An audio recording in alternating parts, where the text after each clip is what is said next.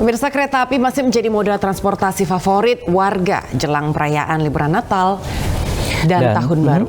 Dan pemirsa, ini warga desa khususnya mahalnya tiket jelang liburan dibantah oleh pihak KAI. Sebelumnya, banyak warga yang mengkhawatirkan harga tiket kereta api ke kota-kota favorit naik melonjak tajam. Namun hal ini dibantah oleh pihak KAI jika melihat catatan dari jumlah penjualan tiket kereta api di sejumlah daerah. Tiket jelang Nataru sebagian besar sudah terjual. Berdasarkan surat keputusan pada tahun 2018, KAI menerapkan tarif batas atas dan tarif batas atas untuk penumpang komersil. Dan berikut kisaran tarif untuk tujuan favorit periode Natal 2022 dan Tahun Baru 2023. Untuk kota Yogyakarta, tarif batas bawah adalah Rp110.000 dan batas atas Rp450.000 kelas ekonomi. Sementara untuk kelas eksekutif batas bawahnya adalah Rp260.000 dan batas atas Rp1.000.000.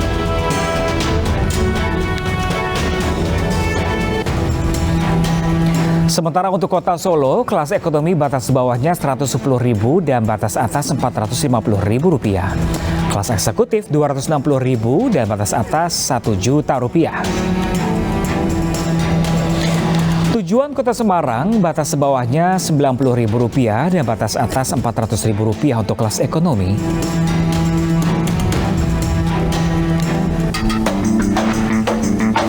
Untuk kota Bandung, batas bawahnya adalah Rp70.000 dan batas atasnya adalah Rp250.000.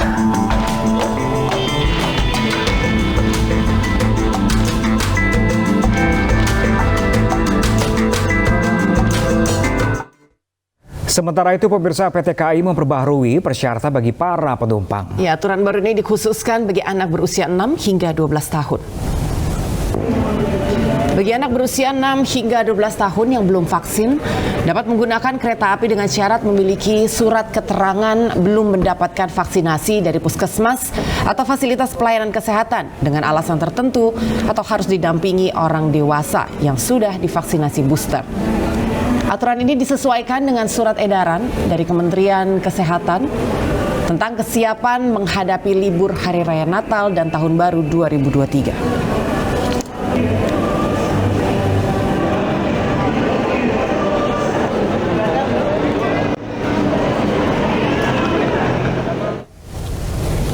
Nah, pemirsa, untuk mengetahui kondisi terkini sudah ada rekan kami Giselia Norahma di Stasiun Senen Jakarta Pusat.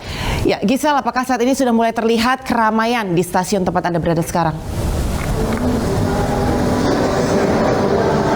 Ya, selamat siang Anggi, Pram, dan juga pemirsa. Meski libur Natal masih beberapa hari lagi, namun saat ini di sekitar saya sudah banyak sekali penumpang yang memadati stasiun Pasar Senen Jakarta. Data yang kami dapatkan per tanggal 19 Desember terdapat sekitar lebih dari 10.000 penumpang yang akan menuju ke berbagai tujuan dengan dominasi wilayah Jawa Tengah. Dan pemirsa, jika dibandingkan dengan tahun 2021, terdapat peningkatan ataupun pelonjakan penumpang yakni sebesar 8,7%. Adanya peningkatan yang cukup drastis ini membuat PT KAI memberlakukan sejumlah antisipasi seperti menambah rute perjalanan dengan dari dua stasiun utama di Jakarta, yakni Stasiun Gambir dan juga Stasiun Pasar Senen.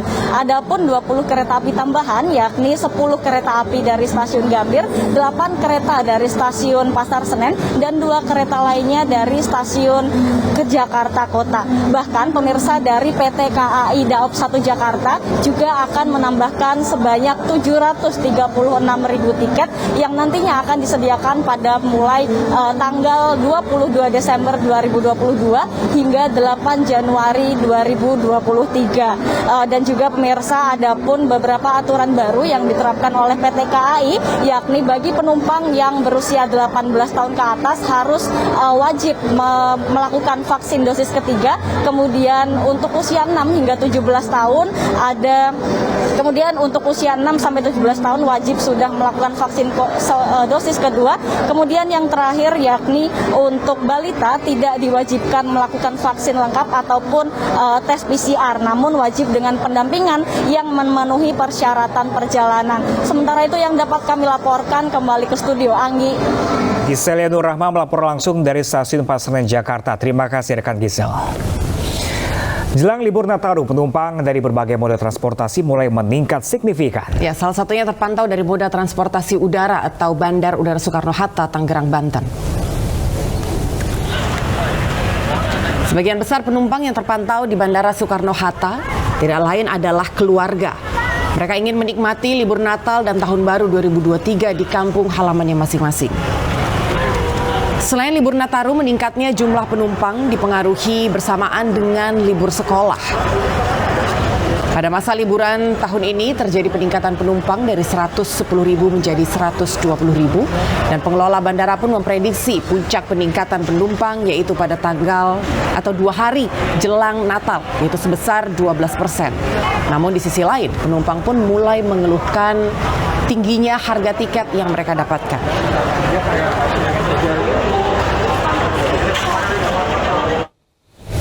Ya, pemirsa, Bandara Soekarno-Hatta sudah nampak kenaikan jumlah penumpang. Lalu bagaimana dengan Bandara Ngurah Rai Bali? Saudara rekan kami, Igusti Bagus Alit di sana. Halo, selamat siang rekan Bagus Alit. Kenaikan jumlah penumpang di Bandara Soekarno-Hatta sejauh ini sudah berapa persen? Selamat siang rekan Pram dan Anggi. Mendekati musim libur Nataru tahun ini, arus pergerakan penumpang ataupun arus pergerakan wisatawan terutama yang memadati terminal domestik Bandara Igusti Ngurah Rai Badung Bali terus mengalami peningkatan. Diprediksi lonjakan penumpang pada musim libur Nataru tahun ini sekitar 100% dari periode libur yang sama, sekitar 404.000 orang penumpang, dan tahun ini diprediksi meningkat menjadi 827.779 orang penumpang.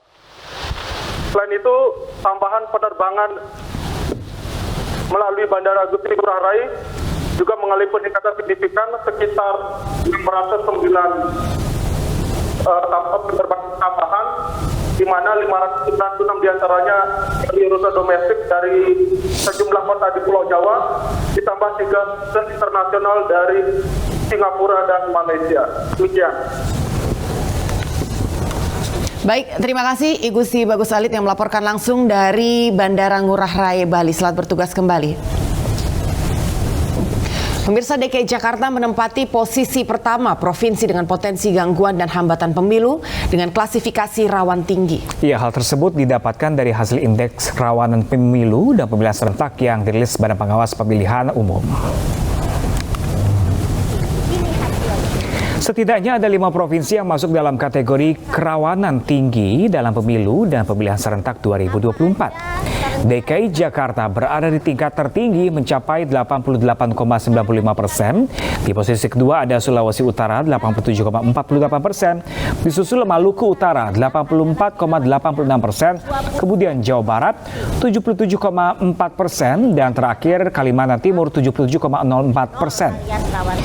Sebanyak 21 provinsi lain masuk dalam tingkat kerawanan sedang, sementara itu 8 provinsi tergolong tingkat kerawanan rendah. Kerawanan yang paling tinggi setelah dari provinsi, ini hasilnya. Saya pikir antisipasi terbaik adalah dengan koordinasi dan komunikasi yang baik di antara sesama stakeholder pemilu 2024, yaitu aparat kepolisian, aparat pemerintah, perangkat penyelenggara pemilu, KPU dan Bawaslu, maupun partai politik sebagai peserta pemilu 2024. Kalau komunikasi berjalan dengan baik, tentu akan banyak solusi kanalisasi apabila muncul masalah-masalah yang membuat kerawanan pemilu 2024 di Jakarta meningkat. Misalnya fungsi dari polisi dalam hal ini bisa melihat konten-konten di sosial media yang berbahaya, yang menimbulkan perpecahan, black campaign, hoax dan lain-lain. Tentu ini dirazia supaya tidak memunculkan